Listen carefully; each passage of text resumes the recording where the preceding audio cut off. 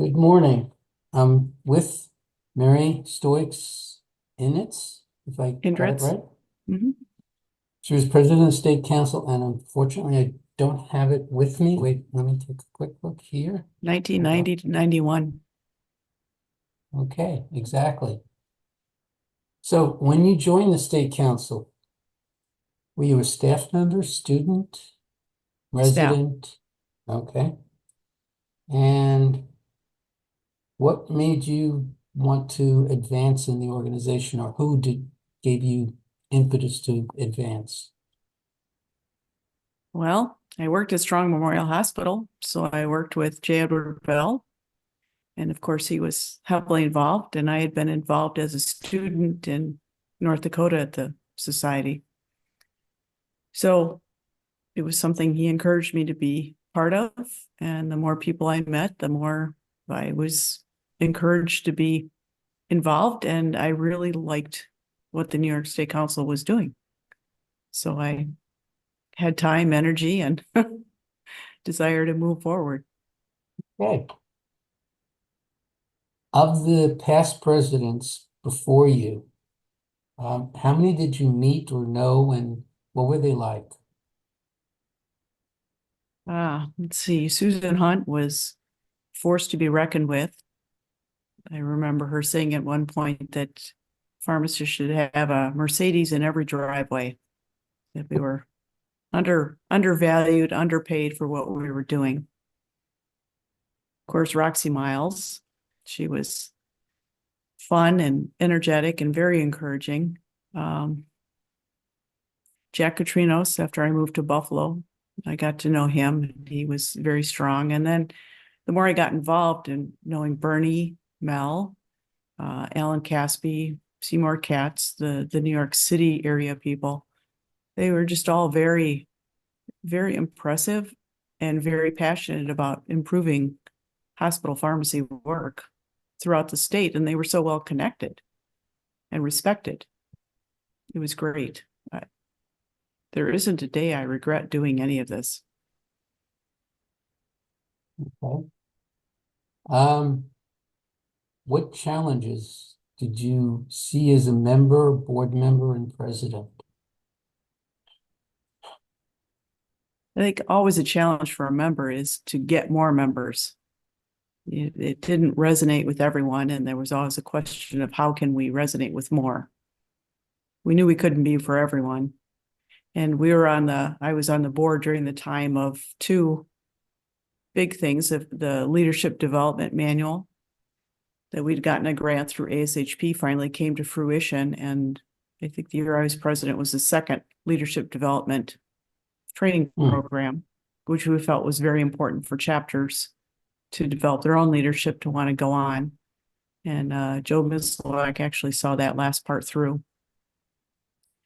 And I know there were a number of other ASHP chapters who appreciated receiving that after it was passed along through that grant.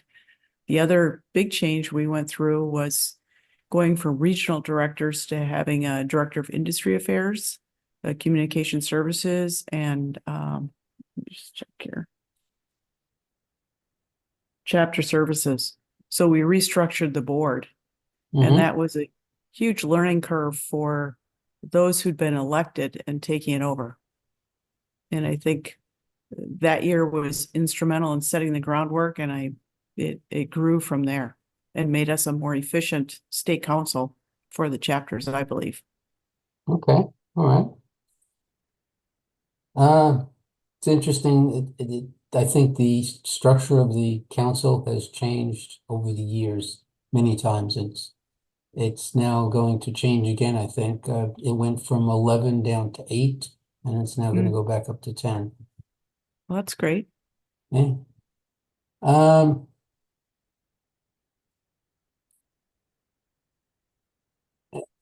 Advocacy has always been one of the priorities of the council. Do you remember any specific things that were going on or items that you remember as being an advocate for during your presidency? Around efficacy, Advocacy. advocacy. We had a strong relationship with the State Board of Pharmacy, and Bernie was instrumental in helping craft legislation that made sense for hospital pharmacists as well as retail, although a lot of the legislation that went through that time period was more retail oriented. How many prescriptions you could have on a prescription, how many drugs you could write on one prescription, that kind of stuff. I think we, especially with Bernie and our legislative liaison, Carrie Marsh, I think we always tried to work very compatibly and make sure our voices were at the table. And then the whole issue of moving towards the single PharmD degree, we were just starting to lay the groundwork. And I know as delegates to the ASHP meeting, we asked that once ASHP approved that concept, that they do more than just approve it, but help us make sure that it was workable in every state. I do remember the House when that came up for discussion, and it was very active, could I say? Yeah, and we didn't have it in our house. It was discussed. All we did that year was put out a survey and ask people, are you for this or against this? And if you are, do you want it to be a 5-year or 6-year program? Okay. How often did the board meet? And was it very organized and professional? Was there any camaraderie involved? What was the flavor of the board meetings? I think we met every couple months, and it was extremely collaborative. We had a lot to do. We kept it very well organized. Part of that was Jay Edward, of course, keeping us on track. But we had a lot of passionate people who were heard and could discuss and walk away being somewhat disgruntled, but sit down and have lunch and come back and do it again. I think it was a very effective board the few years I was on there. And I learned a lot. We all grew. And some people in New York City learned that it wasn't that far to travel to Buffalo to a meeting, or Rochester. No further than it was for us to go to New York City. Okay. Was there any major issues or mishaps when you were president that would be useful for future presidents not to repeat? No, probably the toughest thing we had to do was switch from the management companies from Bob's to a company in Rochester, because it felt very personal. There was definitely a need, but there was definitely heartache over having to do that. Okay.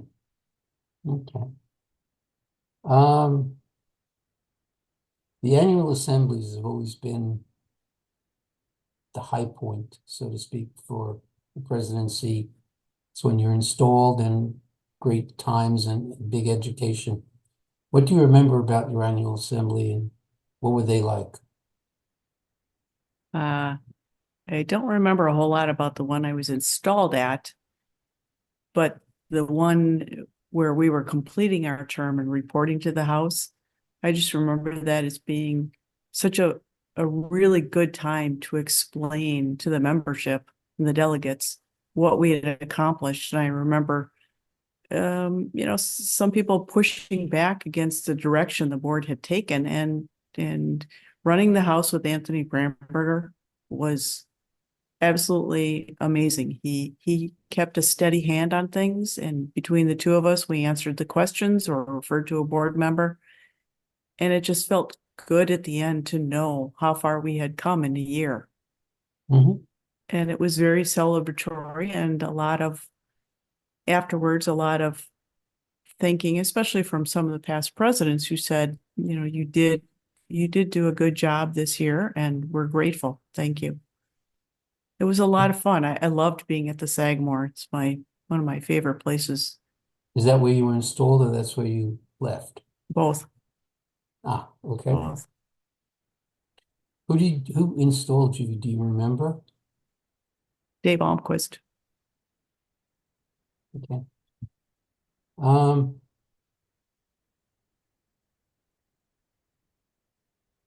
generational changes. Today's members are from the Gen Y, Gen X, millennials. Do you feel that they will be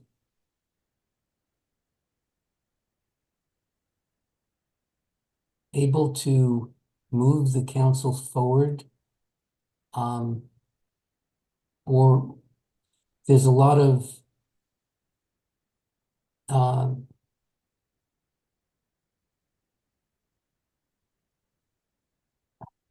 mixture of work versus personal life, and will those members be able to actually, your feeling is to, stay the course, so to speak?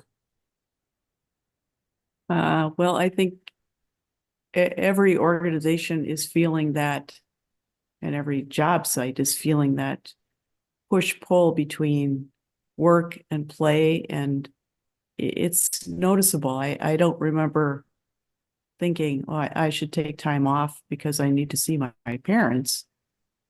It was work first. You choose to be in the New York State Council, you choose to be in a chapter, you choose your level of involvement. For me, it was professional. I liked the camaraderie.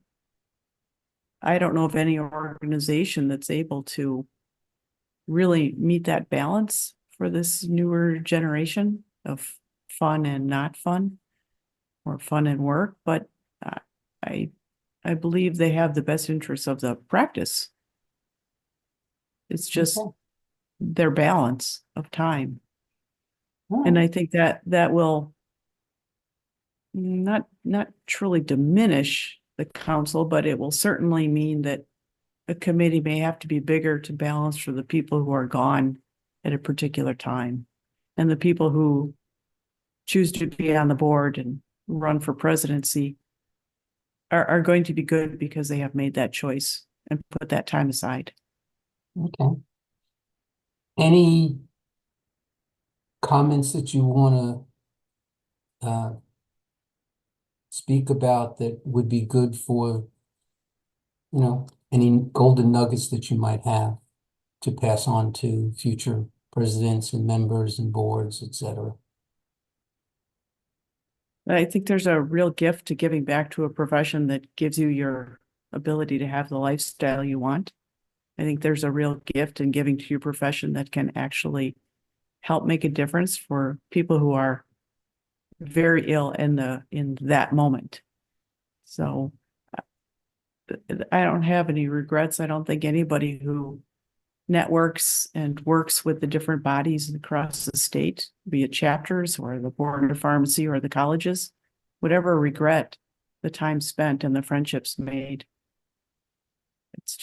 It's a wonderful opportunity. Okay.